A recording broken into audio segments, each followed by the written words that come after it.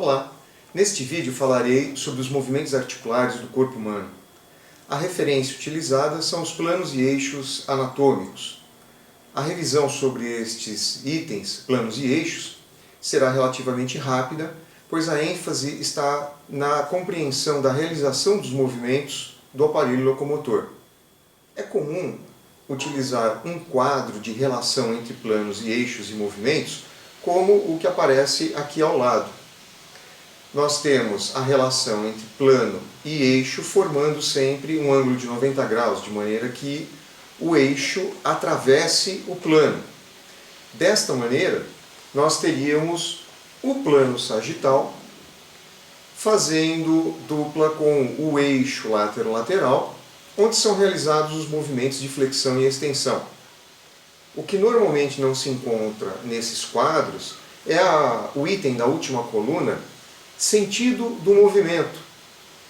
Neste caso do plano sagital eixo látero-lateral, o sentido de realização dos movimentos será para frente e para trás. Quando realizamos movimentos no plano frontal eixo antero-posterior, são chamados de abdução, adução, flexão lateral, e o sentido de realização do movimento é para um lado e para o outro. Quando realizamos movimentos no plano transversal eixo longitudinal, são chamados de rotação, e o sentido é de girar ao redor do eixo do próprio corpo ou do segmento corporal. Estas informações do quadro ao lado são encontradas facilmente em vários vídeos na internet, alguns muito bons, outros nem tanto, alguns até mesmo com afirmações que eu consideraria erradas. Portanto, cuidado, seja criterioso ao tomar contato com essas informações. Compare sempre com o que existe na literatura. Não fique apenas na crença da veracidade dessas informações encontradas na internet. Até as próprias que eu estou falando aqui hoje, vale sempre a pena conversar com um professor especialista na área, comparar com as informações encontradas na literatura. O que este quadro tem de diferente é justamente a última coluna, o sentido do movimento. Na sua atuação profissional, quando estiver orientando o indivíduo em relação a realizar um exercício, você não vai se preocupar com planos e eixos, você não terá necessidade de identificar os planos e eixos de realização do movimento. A preocupação maior será sempre como esse movimento está sendo realizado. E o sentido é aquilo que nós conseguimos observar e identificar visualmente. Os planos e os eixos são referências muito importantes, mas que acabarão sendo utilizados de forma até mesmo inconsciente e muito natural. A preocupação será muito mais na identificação correta do movimento realizado para saber se ele está atendendo às necessidades a que o exercício se propõe. Fortalecer ou alongar determinada musculatura, por exemplo. Ilustrando um pouco mais, vemos aqui o plano sagital dividindo o indivíduo em duas metades, direita e esquerda, e paralelos ao plano sagital teríamos ainda os planos de delimitação lateral. Plano de delimitação lateral direita e esquerda. Temos aqui o plano frontal ou coronal, plano de secção frontal coronal, que divide o indivíduo em metade anterior e metade posterior, e os planos de delimitação paralelos a ele, plano de delimitação anterior, plano de delimitação posterior. Temos aqui o plano transversal, paralelo ao plano transversal teríamos o plano de delimitação podálico e o plano de delimitação cranial. Aqui no plano sagital vemos a linha tracejada representando o eixo transversal látero-lateral ou simplesmente látero-lateral. Aqui, atravessando o plano frontal, temos a linha pontilhada representando o eixo transversal antero-posterior ou simplesmente eixo antero-posterior. E finalmente, atravessando o plano transversal, temos a linha pontilhada representando o eixo longitudinal do corpo humano. Ilustrarei um pouco melhor utilizando este modelo anatômico, representado por um corpo humano visto de frente, no caso aqui dividido em dois, em metade esquerda e direita, pelo plano conhecido como plano sagital ou plano mediano. Este plano é atravessado pelo eixo transversal látero-lateral. Os movimentos possíveis, quando se utiliza como referência este plano e eixo, são os movimentos para frente e para trás. São os movimentos de flexão e extensão de membros inferiores quando, por exemplo, o indivíduo caminha. Ou os movimentos de rolamento para frente e rolamento para trás quando o indivíduo realiza um exercício de ginástica. Vocês viram o movimento para frente e para trás do modelo, e na ilustração a representação é do movimento realizado para um lado e para o outro. Porém, a referência é sempre a referência do indivíduo. O indivíduo realizou o movimento para frente dele, para trás dele, mesmo que estejamos vendo de lado.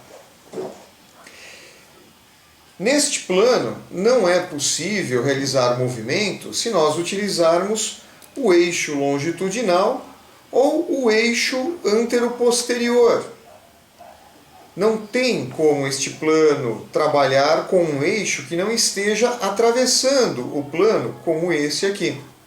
Por isso que o movimento é feito sempre em um determinado plano e eixo correspondente. É o eixo que atravessa o plano.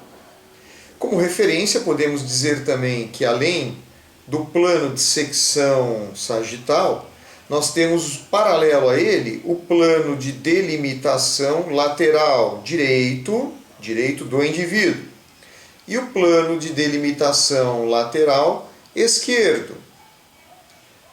Um corte sagital nos permite ver o interior do indivíduo olhando para ele de lado. Esta seria a vista de um corte sagital.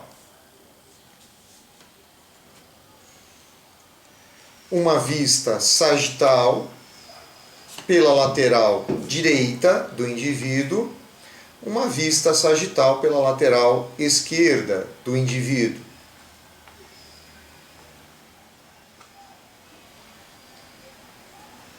Aqui nós teríamos representado um indivíduo dividido ao meio pelo plano frontal ou coronal. É o plano que divide o indivíduo em metade anterior e metade posterior. Este plano é atravessado apenas pelo eixo antero-posterior. O eixo, no caso, látero-lateral, não atravessa esse plano, assim como o eixo longitudinal também não atravessa esse plano. A correspondência é sempre entre o plano frontal ou coronal e o eixo antero-posterior. Neste plano e eixo, nós teríamos a possibilidade de movimento realizado para um lado e para o outro. O deslocamento de segmentos para um lado e para o outro, como, por exemplo, a abdução, adução e flexão lateral. Um exemplo de realização de movimento neste plano e eixo seria a estrela da ginástica.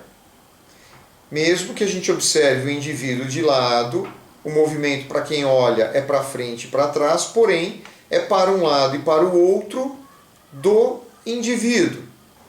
Além do plano de secção frontal, nós temos paralelo a ele o plano de delimitação posterior e o plano de delimitação anterior, servindo sempre como referência. Este plano frontal proporciona um corte frontal, onde é possível observar o interior do indivíduo. Neste caso, é um corte transversal numa vista posterior, é possível ver a parte interna do indivíduo, uma visão posterior, enquanto aqui é possível, num corte transversal, observar a parte interna do indivíduo numa vista anterior. Lembrando, portanto, que os movimentos realizados neste plano e eixo são abdução, adução e flexão lateral. E, finalmente, o plano transversal ou horizontal, o eixo longitudinal ou vertical ou crânio-caudal, é o único eixo que atravessa esse plano. O eixo lateral ou o antero-posterior não atravessa, é paralelo ao plano. Neste plano e eixo nós temos a possibilidade dos movimentos de rotação para um lado, rotação para o outro.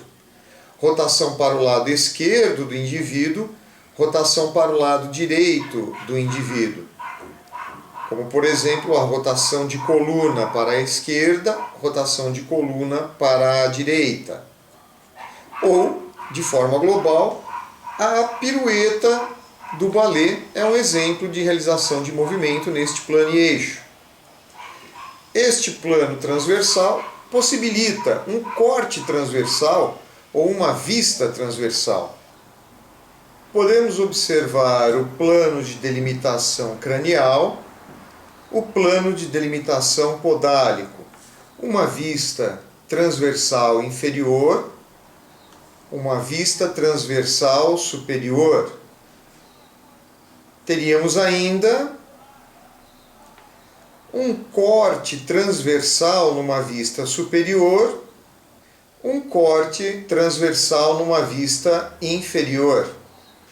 Planos e eixos anatômicos do corpo humano não são aplicados apenas ao corpo como um todo. Podem ser aplicados também a cada um dos segmentos corporais, como por exemplo aqui no segmento do pé e tornozelo, onde a referência de planos e eixos também pode ser utilizada, reforçando a importância do conhecimento de planos e eixos como referência para poder interpretar, identificar, analisar corretamente movimentos articulares e relacionar com as estruturas envolvidas na realização do movimento.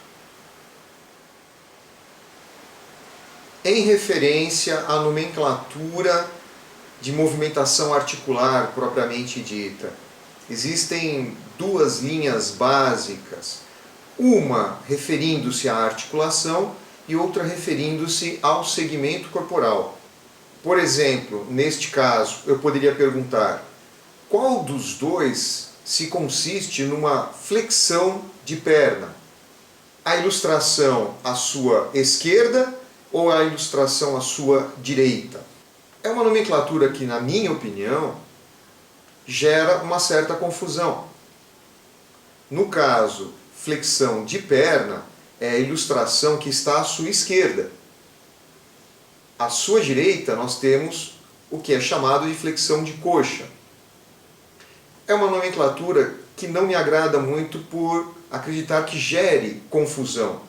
Algumas pessoas acabam acreditando que flexão de perna pode ser a figura da direita, por exemplo. Neste outro exemplo, se eu perguntar qual dos dois se consiste numa flexão de cotovelo, a figura à sua direita ou à sua esquerda? No caso, acredito que não fique dúvidas de que a flexão de cotovelo é a ilustração à sua direita. A nomenclatura que faz referência à articulação, na minha opinião, gera menos dúvida. Antes de falar propriamente dos movimentos articulares, farei aqui uma rápida definição encontrada em literatura sobre o que são esses movimentos, como por exemplo, flexão seria a aproximação de segmentos ósseos com diminuição de ângulo articular. Extensão seria o movimento oposto, o movimento de retorno, no caso, o afastamento de segmentos ósseos com aumento de ângulo articular. Abdução seria o afastamento do segmento corporal da linha média do corpo, ao passo que a adução seria a aproximação deste segmento em direção à linha média do corpo. Rotação seria o movimento realizado ao redor do eixo longitudinal do corpo ou do segmento. É possível encontrar ainda alguns termos, como por exemplo, hiperflexão, hiperabdução. Coisas que eu não considero muito adequadas. Movimento de flexão, ou movimento de ida, ele é realizado até a sua amplitude máxima, sendo chamado ao longo de todo o seu percurso de flexão. O movimento de abdução, da mesma forma. Aqui, por exemplo, nós temos uma abdução de ombro, que pode ser desde uma amplitude muito pequena, alguns poucos graus, até uma amplitude total.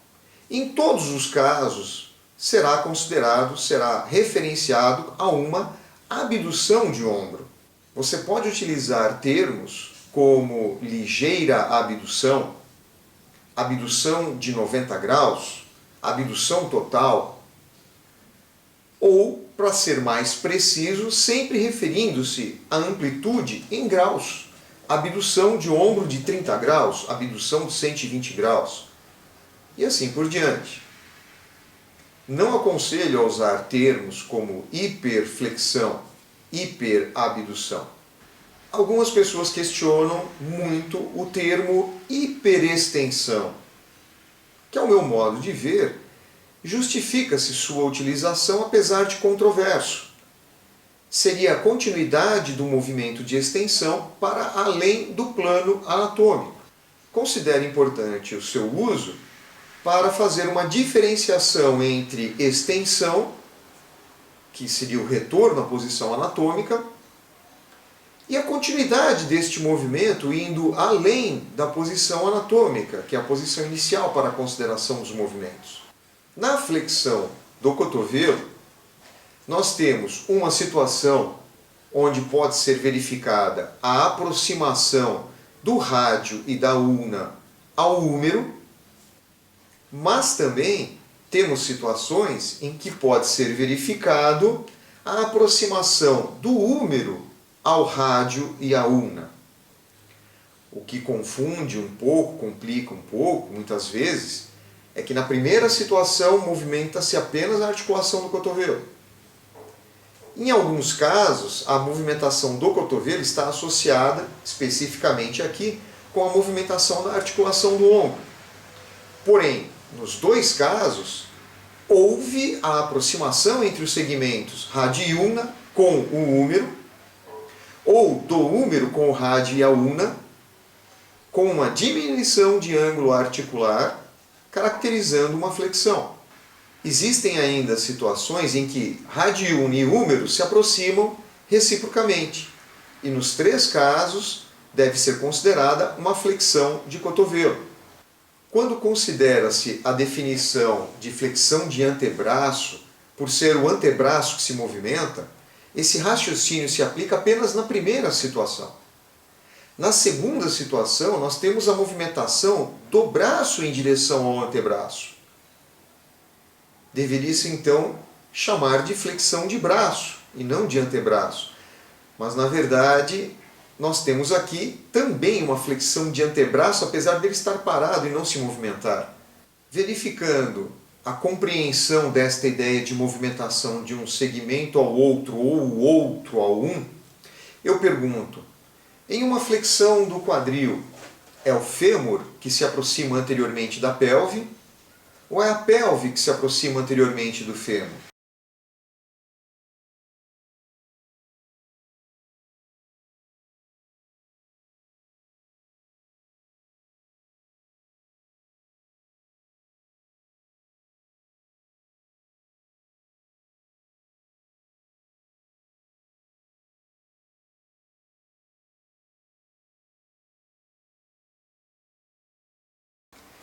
Nesta situação, considerando que o indivíduo partiu de uma posição de decúbito dorsal, nós teríamos a movimentação do fêmur em relação à pelve, havendo a aproximação e a diminuição do ângulo articular, caracterizando uma flexão de quadril.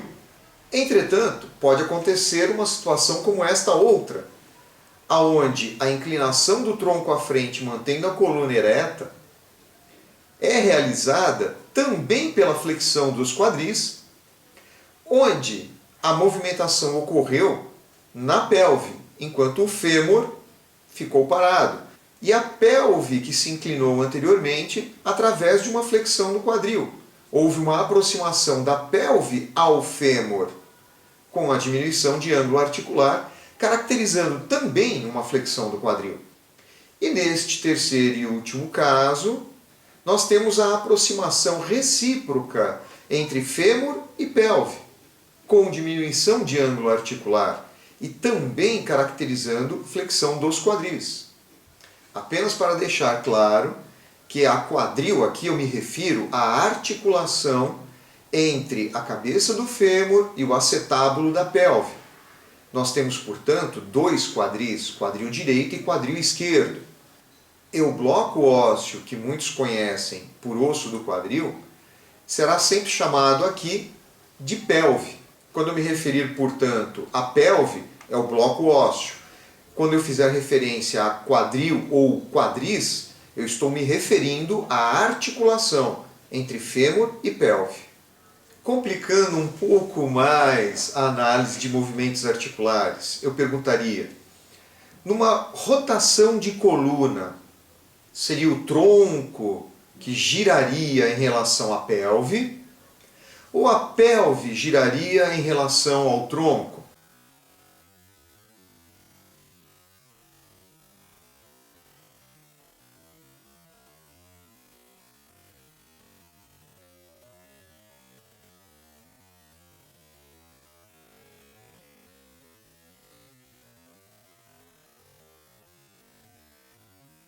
A princípio, podemos observar aqui que houve o giro da parte superior do tronco em relação à pelve, caracterizando uma rotação de coluna para a direita. A referência é sempre do indivíduo, lembra-se? É o lado direito do indivíduo para o qual ele está girando. Porém, nesta outra situação, observa-se a movimentação da pelve e membros inferiores em relação à parte superior do tronco. Também é uma rotação de coluna. Apesar da pelve girar para a esquerda do indivíduo, considera-se uma rotação de coluna para a direita. Neste terceiro caso, temos a realização da rotação de coluna através da movimentação recíproca entre a parte superior do tronco e a pelve. Neste exemplo aqui, nós temos aí uma rotação da coluna para a esquerda. Eu imagino que a esta altura, algumas pessoas estejam imaginando o quão complicado é observar, identificar e analisar corretamente os movimentos do corpo humano. A partir da posição anatômica, os movimentos de cada articulação, é relativamente fácil decorar, lembrar e identificar. Porém, existem situações onde nós temos vários movimentos articulares realizados ao mesmo tempo, o que pode gerar uma certa confusão na sua correta identificação. Voltando um pouco neste exercício, vimos que ocorre a flexão dos cotovelos. E eu pergunto, qual o movimento dos ombros? Neste caso, os ombros, quando o indivíduo se eleva, realiza uma flexão ou uma extensão? Nós temos aqui a flexão dos cotovelos com a extensão dos ombros. A exigência é sobre a musculatura flexora de cotovelo e extensora de ombros. Ou neste outro exercício, onde o indivíduo, para se elevar, realiza a extensão dos cotovelos e a flexão dos ombros. Falarei em outro vídeo dos movimentos articulares do corpo humano em cada um dos seus segmentos e também em situações mais complexas com a realização de vários movimentos articulares ao mesmo tempo. Até lá!